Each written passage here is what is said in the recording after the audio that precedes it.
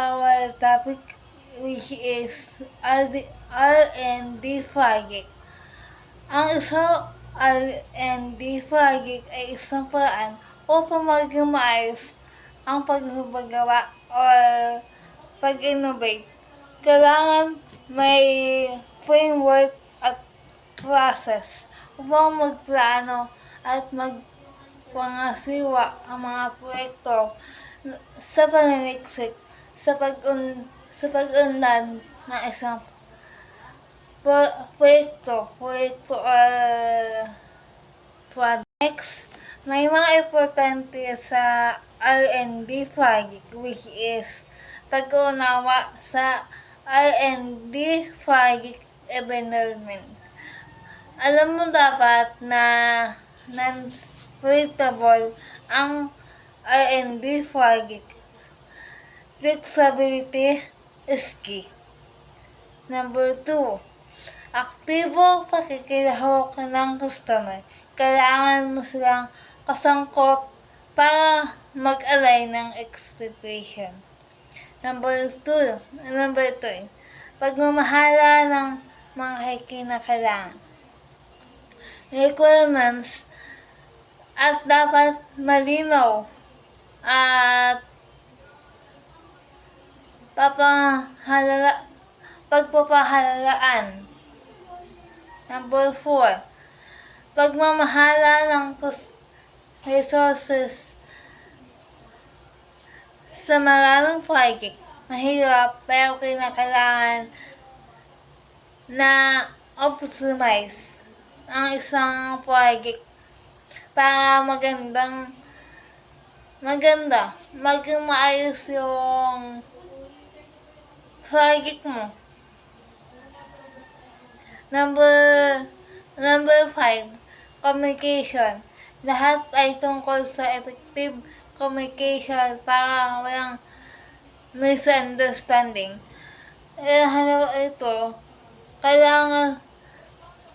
Kailangan lagi yung communication para hindi Next, R&D projects ay isang malaking tulong sa mga project manager na makilala ang mga potensyal na panganib o oportunidad na nagde-develop ng epektibong pagplano na gawa ng isang Customer involvement is essential for R&D project because customers provide valuable insight into their need and expectation, helping project team develop relevant products and services. Ang customer involvement ay ang aktibong partisipasyon ng mga customer sa pagbuo ng produkto, paghahatid ng serbisyo, at iba pang proseso ng negosyo. Requirements management. Efficient management of requirements and clear communication of any change are critical for managing key aspects of R&D projects such as research, management, capacity, planning, and project budgets. Ang requirements management ay ang proseso ng pagkolekta, pagdokument, pagsuri at pamamahala sa mga pangangailangan at inaasahan ng mga stakeholder sa buong ikot ng buhay ng isang proyekto upang matiyak na ang huling produkto ay nakakatugon sa kanilang mga layunin. Research management. With research management is crucial for the successful completion of R&D projects, especially when multiple types of resources are involved or when a company runs several projects currently. Ang resource management ay ang proseso ng pagpaplano, pag-schedule at paglalaan ng mga mapagkukunan tulad ng mga tao, pera at kagamitan upang mahusay na makompleto ang mga proyekto at makamit ang mga layunin ng organisasyon. Good evening po. Gian po, reporter po ng ng Group 9 po. Ito po yung part ko. Communication management. A communication plan is essential establishing the frequency, channels, and documentation methods for informing stakeholders about project evolution. Ang communication management daw po is yung kunwari, merong mga pagbabago dun sa kunwari sa product, may pagbabagong po sila, nag-evolve. Parang nag-evolve nga, nag-innovate. Parang dito sila, ito yung parang ginagamit nila na communication tool. Parang ito yung communication management, parang ito yung nila. Ito yung ginagamit. Yun. Para makapag-communicate silang mga nag-i-innovate ng product. Tapos po, mayroon po tayong 4 na core principles po. Ang una po is flexibility and adaptability. R&D projects are unpredictable, so the management style must be flexible to accommodate shifts in requirements and new data. Yun po. Ang flexible and adaptability daw po is yun. Kaya po siya nakabilang sa core principles kasi kailangan once na pumasok ka sa ganong larangan po, kagaya nyo, pumasok ka sa pagtitinda, mga ganyan, paggagawa ng sariling product, kailangan flexible ka po sa mga, kunwari, ang uso ngayon is yung mga makabago na. Flexible ka parang, yun, flexible, tsaka makakapag-adjust ka po agad sa mga uso ngayon. Tapos, yung adaptability daw po as, mabilis mong ma-adapt yung pagbabago. Yun po. Tapos po, yung pangalawa, strategic alignment. R&D activities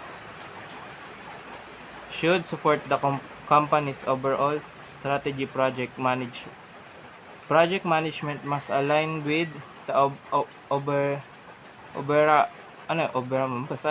goals and understand the project in the portfolio. Ang strategic alignment naman po is bago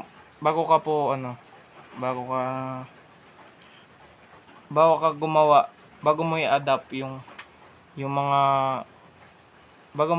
mga pagbabago po, bago ka maging flexible, kailangan po magagawa ka po muna ng strategy mo. Kunwari, susulat ka muna ng strategy mo. Parang yun nga po, strategic alignment. Kailangan mong may strategy ka, kumbaga may sinusundan ka bago mo magawa yung mga dapat mong gawin.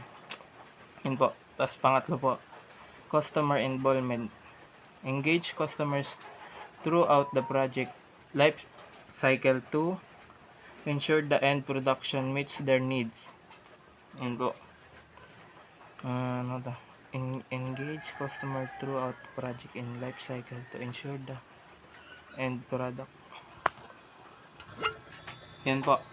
Ang customer involvement daw po is yung parang reviews po, mga ganun. Parang kailangan i-involve nyo po yung mga kung nakakuha ba natin yung satisfy nung customer po. Yun. Kailangan din nating intindihin yun, yung mga ganun, kung na-meet po ba natin yung needs ng mga customer po. Tapos po, documentation. Throughoutly, document all projects, process, outcomes, and decisions for compliance and knowledge sharing.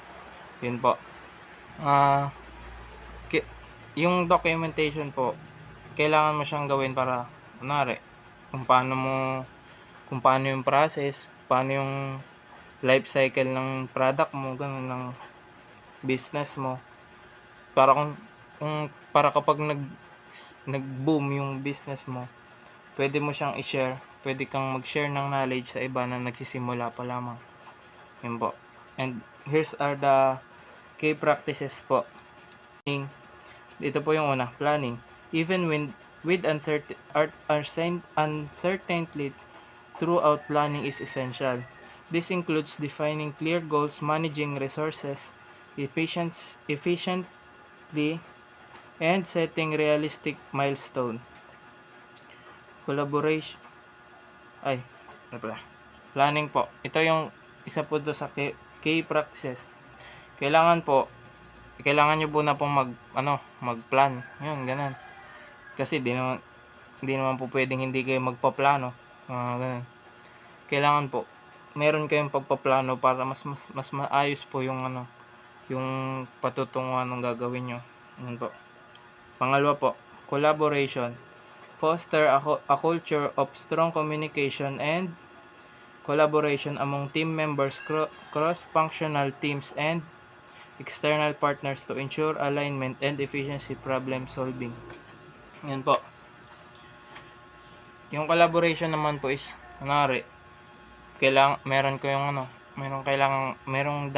merong madaming kailangan gawin o gamitin sa o kaya kung kinukulang ka sa capital, yun. Pwede kang makipag-collab sa ibang kumpanya na handang makipag-collab sa iyo para may katulong ka po doon sa isang product. Yun po. Yung risk management.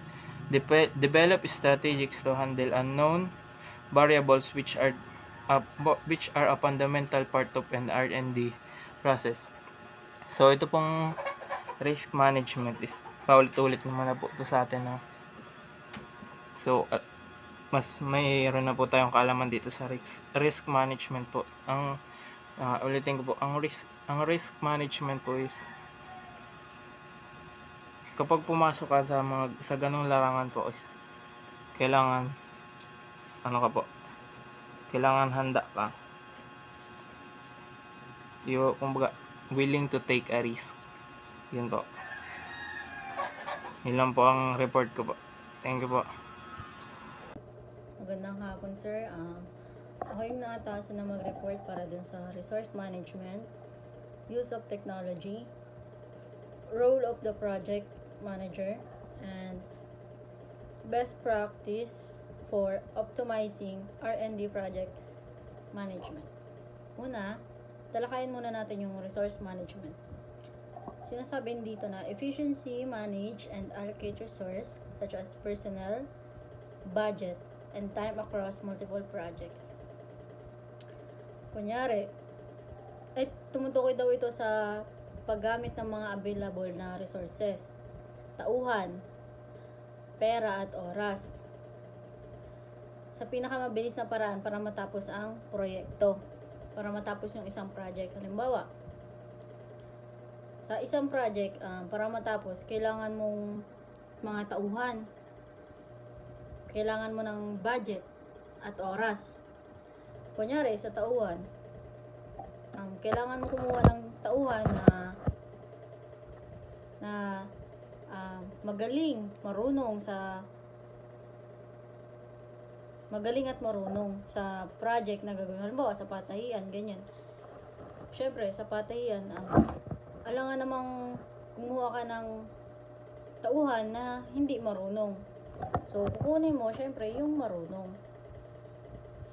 At sa budget naman, dapat may nakalaan kang pondo sa mga materyales. Yun yung tumutukoy sa budget. Hindi dito papasok yung sa kung paano ka mag-budget kung paano gastusin yung pera, hindi. Tumutukoy ito sa nakalaan na pondo para sa mga materyales. At dapat daw ay may nakatakda oras sa pagtapos ng proyekto. Sunod naman natin tong use of technology. Use of technology, leverage flexible project management software that can be handle the specific needs of R&D collaboration, real-time updates, and tracking. Dito, sinasabi naman,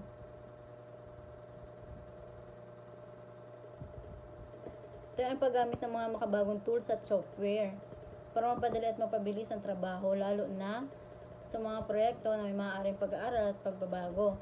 Malaking tulong ang teknolohiya para magtulungan ang mga tao malaman agad ang mga updates at masubaybayan ang progress.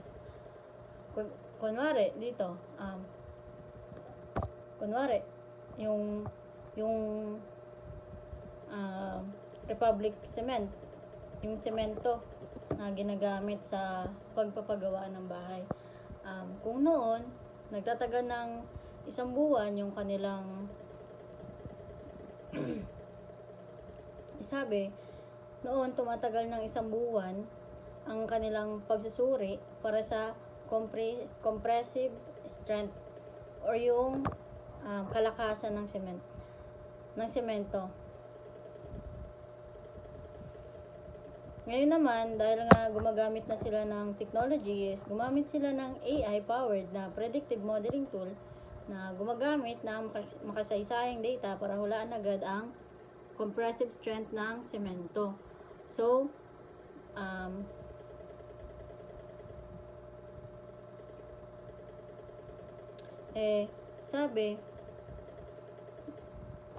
yung paggamit niya ng technology is nakakatulong siya sa mga kumpanya para mas mapadali ang kanilang trabaho. Talakayin naman natin itong role of the project manager. Basahin ko itong an R&D project manager coordinates activities, communicates with stakeholders, and ensure the project manager. Basahin ko itong An R&D project manager coordinates activities, communicates with stakeholders, and ensure the project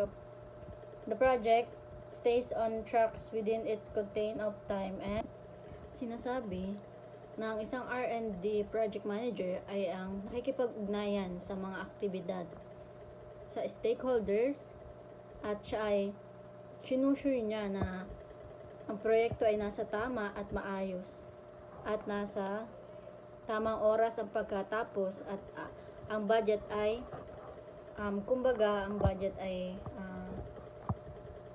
kung ano yung pagka-budget niya nung una is dapat pagkatapos is ganun pa rin. Halimbawa, alam niya na gagastusin niya is aabot ng 7 million. So, kapag natapos na yung project at natiyak niya na 7 million yung gastos, doon pumapasok yung tamang pag-budget ng isang proyekto. Sinasabi na ang project manager ay ang siyang nagpaplano, nagpapatupad at nagsusubaybay sa proyekto para matiyak na ito ay natapos sa tamang oras at budget. Talakayin naman natin yung pangalawa. Sabi sa pangalawa is they help manage the inherent uncertainty by providing a structure for the project without mystifying innovation. Hindi ko makita yung nakasulat, sobrang liit. Sabi dito, tumutulong sila tumutulong sila na matiyak ang isang project sa pamamagitan ng pagbibigyan ng struktura para sa proyekto nang hindi pinipigilan ang inobasyon. Halimbawa, sa mga proyekto ng R&D, madalas na may mga hindi inaasahang problema o pagbabago. Ang project manager ay dapat handa na mag-adjust at maghanap ng solusyon. Halimbawa, bibigyan ako ng halimbawa. Kunyari, ikaw bilang isang manager, nagkaroon ng isang problema sa company, hindi sa company, sa project na ginagawa mo. Bilang isang manager, kailangan handa ka at handa kang masolusyonan agad yung problemang dadating na hindi mo inaasahan. At sa third dot naman, they are responsible for disseminating information about the project and coordinating with all involved parties to address concern quickly.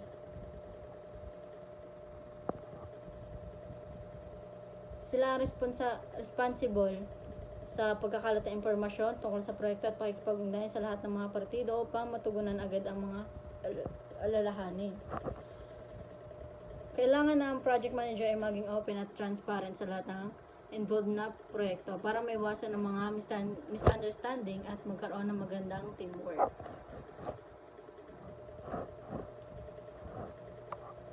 Halimbawa, ang project manager ay nagbibigay ng updates. Palagi nagbibigay ng updates sa mga stakeholders tungkol sa progress ng proyekto, mga problema at mga solusyon. Dapat na ganun ang isang manager. Magtungo naman tayo dito sa best practice for optimizing R&D project management. Basahin natin yung first dot. Several best practice can enhance the success rate of R&D project.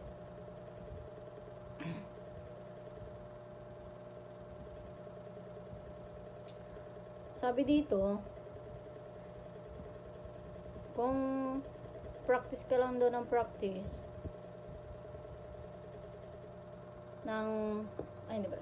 Ilang pinakamahusay na kasanayan ang maaaring mapaghusay ang antas ng tagumpay ng proyekto ng R&D. Halimbawa, may mga paraan na mas epektibo pa para mapatakbo ang isang R&D project. Second dot, align with business objectives. Kung ang goal ng isang business is magbenta ng mas maraming produkto online, ang isang R&D project ay maaaring mag-focus sa pagpapaganda ng website o pagpapagawa ng mas magandang online marketing strategy. Kilala niyo si hindi naman siya business owner or something. Isa siyang affiliator. Si Jo Marie. Siya yung nagpasikat na yung transition na yung may nadadapa, may nauuntog. Kunyari ganon. So, dahil nga sa pagiging ganon niya is mas lalo siyang sumikat at maraming bumibili sa product niya na ina-affiliate niya. Pero isa lang siyang affiliator ha. Pang 3 dot naman is manage resources wisely. Plan resources allocating considering project requirements and organizational strategy.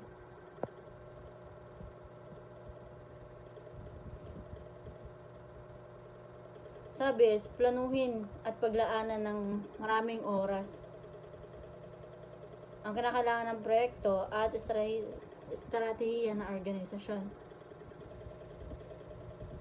Sabi dito is siguraduhin daw na ang mga resources ay ginagamit sa tamang paraan at hindi daw dapat ito na sasayang.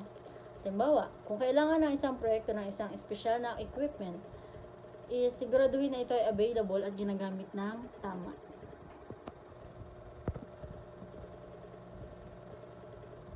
For that, use phase gate processes. Implement rigorous control processes to review project processes and make necessary adjustment. Sabi dito, ang phase gate process ay isang paraan para hatiin ang proyekto sa mga stages at magkaroon ng review sa dulo ng bawat stage para malaman kung dapat ba ituloy o baguhin itigil ang proyekto. Halimbawa, magsimula sa susunod na phase ng proyekto, may meeting kung saan tinitingnan ng progress, budget at mga problema. Kung may mga problema, kailangan itong solusyonan bago ituloy ang proyekto. So, bago pala ituloy ang proyekto is dapat nagkakaroon na ng meeting, progress at budget.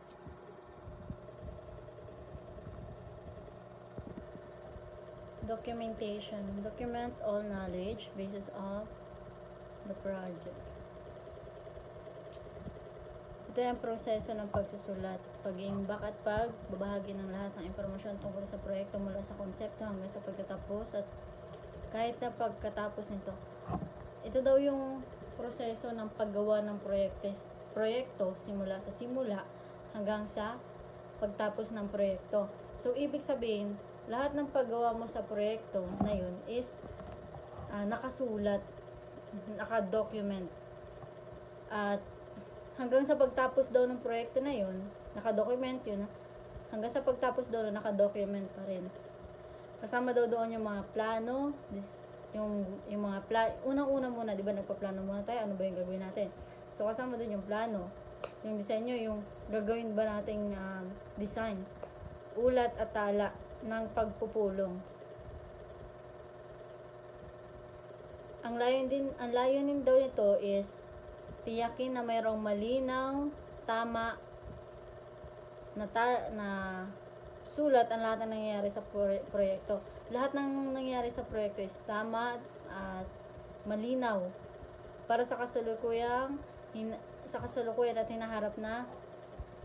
Mahalaga ito para sa pagsunod sa mga regulasyon, pagpapaunlad ng produkto, pagtugon sa mga problema, at pagbabahagi ng kaalaman. Sunod naman natin is keep stakeholders informed.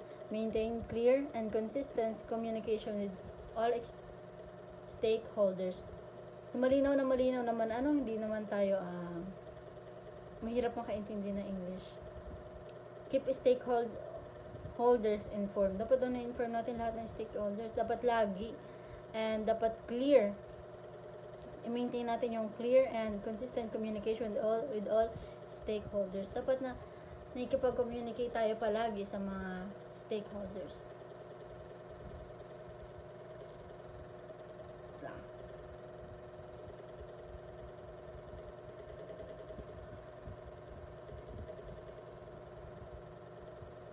Ang layunin daw nito ay tiyakin na ang lahat ay may alam sa pagpapaunlad ng proyekto, mga layunin at mga problema at mga pagbabago. Ito ay nakatutulong na bumuo ng tiwala, bawasan ang kawalan at tiyakin na ang lahat ay nakatuon sa parehong layunin. Okay. The last is leverage software solution. Use a PPM, Project Portfolio Management software to streamline R&D project management. Ito ay ang paggamit ng mga espesyal na software o programa para gawing mas madali, mabilis at mahusay ang pangangasiwa ng proyekto. Ang mga software na ito ay maaaring magbigay ng mga pagpaplano ng gawain, pagsubaybay sa pag-unlad, pamamahala, at collaboration ng mga kupuna at pagsusuri ng data.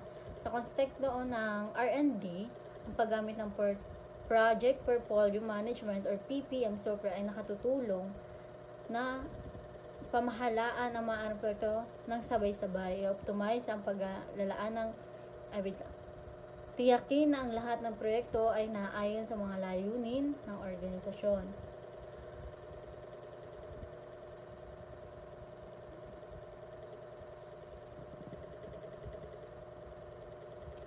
Halimbawa, isipin natin ng isang malaking kumpanya ng cellphone or technology, mga cellphone, laptop, yan. Sa Pilipinas na may maraming R&D project na patakbuhin ng sabay-sabay tulad ng pagbuo ng bagong smartphone, software, application, and wearable technology. Yun lang po and thank you.